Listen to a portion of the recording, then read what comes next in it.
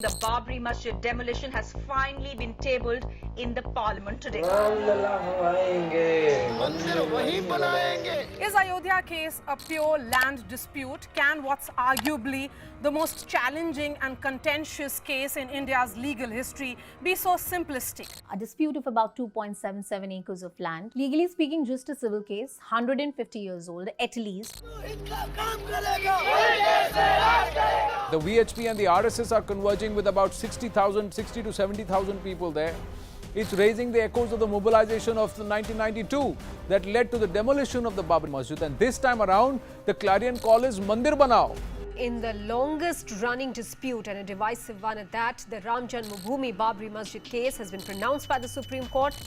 Without any doubt, the single most commonly polarizing event in modern India. It's the culmination or a sense of justice of a 500-year fight for the birthplace of Ram.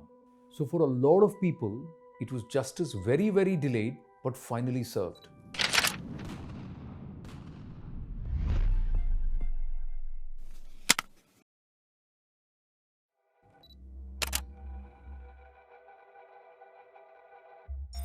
Well, the genesis goes back to the late 18th century.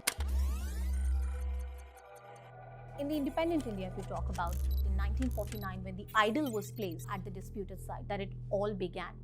But it was the event in 1950, Gopal Shankar Visharad, he filed a suit at the Faizabad District Court. That is how it all started. Eventually, you had Nirmohi Akhada, UP Sunni Waqf Board, everyone become a party in this case. You know, not just the parties, but even this case has been an outlier in every way possible. Imagine evidence which entails from the much revered Ramcharitmanas to a Babarnama to the accounts of travelers who have traveled this country in the last 400 to 500 years. And the evidence, interestingly, was in about 5 languages that had to be translated for the court records.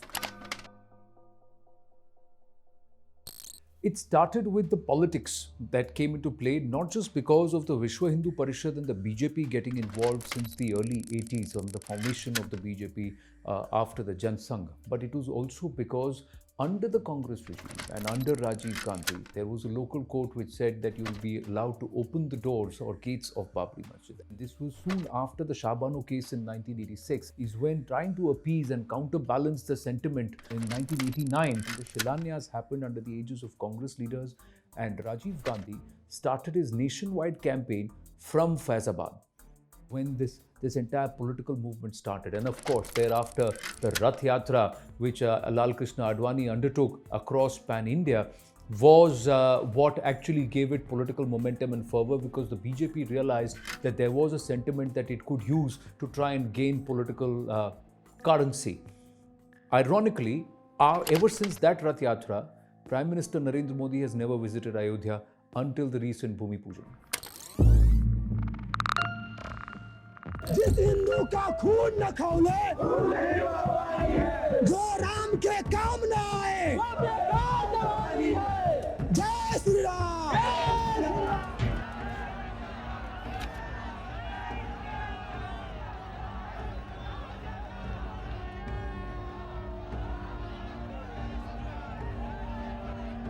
Ayodhya के राम जन्मभूमि आंदोलन में भाग लेने का मुझे गर्व है, लेकिन अयोध्या में उस ढांचे का ढह जाना, उसका मुझे सख्त अफसोस है। Wasn't the demolition of the masjid a very logical culmination of the entire Ram Janmabhoomi movement? Not at all. In fact, if you were to go through our manifesto of those years, it was said that we will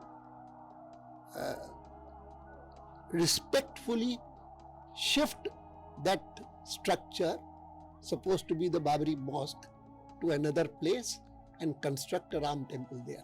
Ayodhya changed, India changed, India's politics changed, and a political and religious divide that had existed already in the country deepened to an extent that none of us had imagined. I'm not sure we've completely healed from it. I remember I was in college that time, and the biggest concern for all of us, everyone who was watching the proceeding, everyone who has been a student of law all their life, is to make sure that when a judgment like that comes in that country, it is accepted peacefully by all the sides.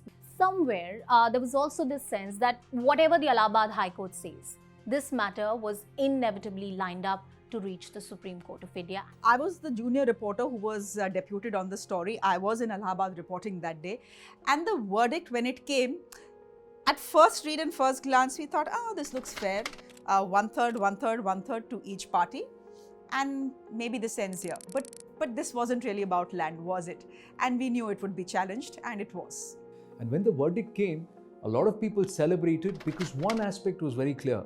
The Allahabad High Court had said that that particular spot was indeed the birthplace of Ram, and it was Ram Lalla Virajman. That was significant. But of course, the matter then moved to the Honorable Supreme Court. Their title suit battle will formally begin in the Supreme Court today. That's right. The Sunni Central Waqf Board, one of the original litigants, remember, will file a review petition today on the judgment of the Allahabad High Court. Of course, there was a status quo order by the Supreme Court, so the Allahabad High Court judgment could not be executed. You would have seers and religious leaders come from different parts of the country, especially from Ayodhya, and say that how can Ram Lalla Virajman be without a roof in his own city of Ayodhya? So even for a 2-minute mentioning, a 30-second mentioning, you would have the visitors gallery at the Supreme Court completely full. That's how emotive the issue was. And then eventually it was CJI Ranjan Gogoi. When he took the chair, there was some degree of consensus building from all the sides. This was a class sideshow that was playing out. The VHP had decided to up the ante. The UP government that time was being led by the Samajwadi Party. They didn't give the clearance for this Ayodhya Yatra, as it were, because they feared that the law and order situation in the city and in the state may go out of hand. But to anyone who was reporting from there, you knew this was a fixed match. I'll tell you what used to happen. And this all played out, by the way, in front of our cameras. All our cameras were stationed in one place because there was very high security at that point of time. And, you would have these groups of VHP men wearing short orange knickers and banyans. And they would come right in front of the cameras where the police vans were stationed in any case, say Jai Shri Ram, and then happily walk to the police vans and get arrested. And this played out through the day. The entire drama that has played out for the last 2 weeks now has played out to a script that has Mulayam Singh Yadav written all over it. After all, ahead of a big election year, it's important to keep your minority vote bank happy, even if it means that the BJP ends up benefiting as well. It's a win-win situation for all concerned, except perhaps a very, very harassed administration and, of course, the people of Ayodhya. 2017 was the Uttar Pradesh election, and how could any election in Uttar Pradesh be successful without the Ram Mandir coming in some way or the other? So you had the BJP government propose a Ram museum, as it were, in Ayodhya. But when you spoke to the people of Ayodhya, many people told me, look, we already have a mandir at home, a Ram Mandir at home. That is, we want other things. We want hospitals, we want schools, we want colleges. We don't want our children to leave the city to go for higher education somewhere else. Or if we are really sick, the little hospital that we have in our city does not solve the problem. We need a bigger hospital here. So just concentrate on things like that. The BJP won the elections. I think that wasn't a surprise, but the surprise was on who the BJP picked as the next Chief Minister of Uttar Pradesh. The Mahant of the Gorakhnath Peeth, also a multiple-time MP from Gorakhpur, Yogi Adityanath. After that, there was a renewed push to develop Ayodhya, and I have to say that Ayodhya is not the dusty little town that I remember from 12 years or 15 years ago. Lok Sabha चुनाव के manifesto में भी शायद राम मंदिर की बात उन्होंने की होगी, पता नहीं की है कि नहीं है। मंदिर वही बनाएंगे लेकिन तारीख नहीं बताएंगे, उसी पे तो चल रहा है उनका कारभार। ये सारे सपने दिखा कर लोगों को उल्लू बनाया जा रहा है। BJP always said Ram Lalla हम आएंगे, मंदिर वहीं बनाएंगे through the 80s and the 90s. So then when Prime Minister Narendra Modi and the BJP came with a historical mandate, people were asking मंदिर कब बनाएंगे? मंदिर वहीं बनाएंगे पर तारीख नहीं बताएंगे was the jibes that the BJP continued to get. And politically it was a little uncomfortable, although the matter was sub judice and the BJP and the government officially maintained that they would want the courts to decide. A 5-judge constitution bench has set the Ram Janmbhoomi Babri Masjid land dispute for mediation. The bench, headed by Chief Justice Ranjan Gogoi, appointed a 3-member panel to act as mediators. The mediation process will be held in Faizabad district and has to be completed within 8 weeks. You know, most of the people tracking the case would know that this mediation was bound to fail. There were multiple reasons for it. You know, if this was a case or this was a dispute where parties could sit and settle it in any way possible, it would have been done long time ago.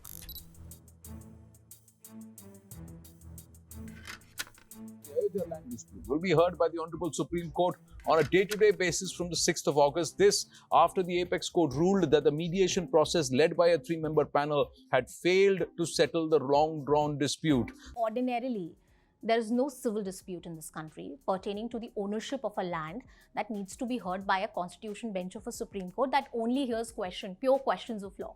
But eventually then it was decided that to have some degree of finality to the judgment, because a 3-judge judgment could arguably be challenged once again at the Supreme Court. So to give it some degree of finality, it was decided mediation is not working. You need to set up a 5-judge constitution bench to hear this entire matter.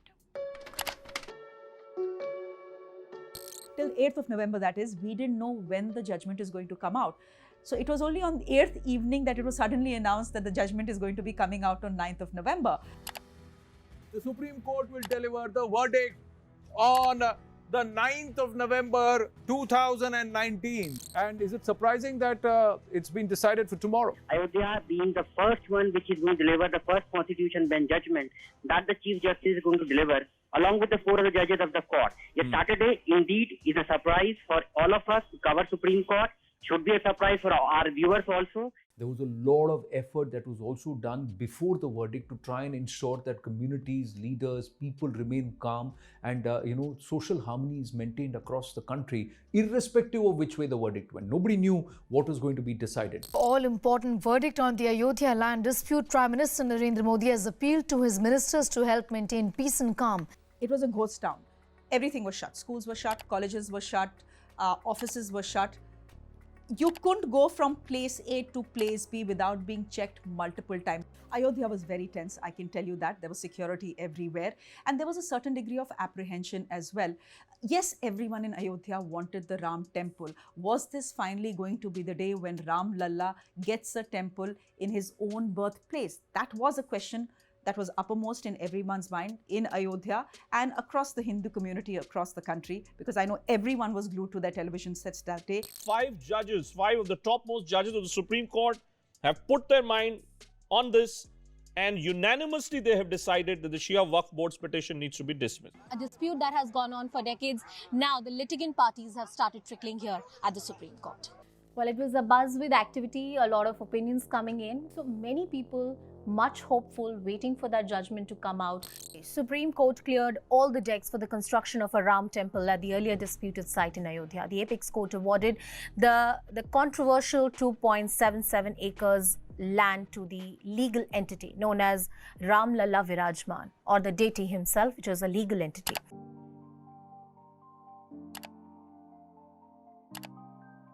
If in a single word I was to describe the situation or the sentiment across Ayodhya on that day, I would say it was one of relief, because people were saying that at least we will not be leaving a legacy of litigation and hate for our children. So relief was the overlying sentiment. ज़्यादातर सब मुस्लिम भी प्रसन्न हैं क्योंकि उन्हें भी 5 एकड़ मिला जगह, और इससे सब जगह सद्भावना इसीलिए है, सभी लोग प्रसन्न हैं कि इससे किसी को कोई दुख नहीं है। वो भी नहीं चाहते थे कि यहाँ हम नमाज पढ़ें, कोई विवाद हो।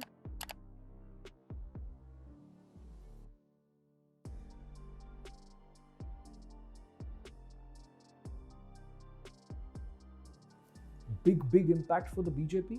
Although they did not want to exact too much of political capital, because time and again the BJP would want to say that, Mandir is inconsequential. Our focus is Vikas, our story is development. If the Mandir is built, it's great for Astha. But then there was an underlining of decades of struggle. And more importantly, it was a massive political victory. But of course, there were those who disagreed with the court verdict. हम अपने legal right के लिए लड़ रहे थे। हमको किसी से भीख की जरूरत नहीं है, जिसको अंग्रेजी में कहते हैं कि हमको पैट्रोनाइज करने की जरूरत नहीं है आपको। मेरी जाती राय है कि हमको 5 एकड़ के इस ऑफर को रिजेक्ट करना चाहिए। We are very happy that the court has finally given a judgment. Therefore, when our Shabiat rights are not being recognized, we find it a little odd. The government was tasked with building a trust and setting up and starting the process of Mandir Nirman or constitution of the body that will be given the role of building the Mandir. It will be remembered as a case law that set a precedent for many ways. Many people argue that, the Ayodhya case can open up a Pandora's box for other cases as well. Well, only time will tell. But clearly a precedent has been set, and thankfully a dispute pending for decades is over. करोड़ों लोगों को आज ये विश्वास ही नहीं हो रहा होगा कि वो अपने जीते जी इस पावन दिन को देख पा रहे हैं। महानुभावों, बरसों से टाट और टेंट के नीचे रहे हमारे रामलला के लिए अब एक भव्य मंदिर का निर्माण होगा। A few days after the foundation stone laying ceremony, the court ruled that hate speeches weren't enough to indict anyone in the demolition case. But in the larger picture, did the verdict bring a closure to the debate and dispute that had lasted for over 150 years? It certainly did.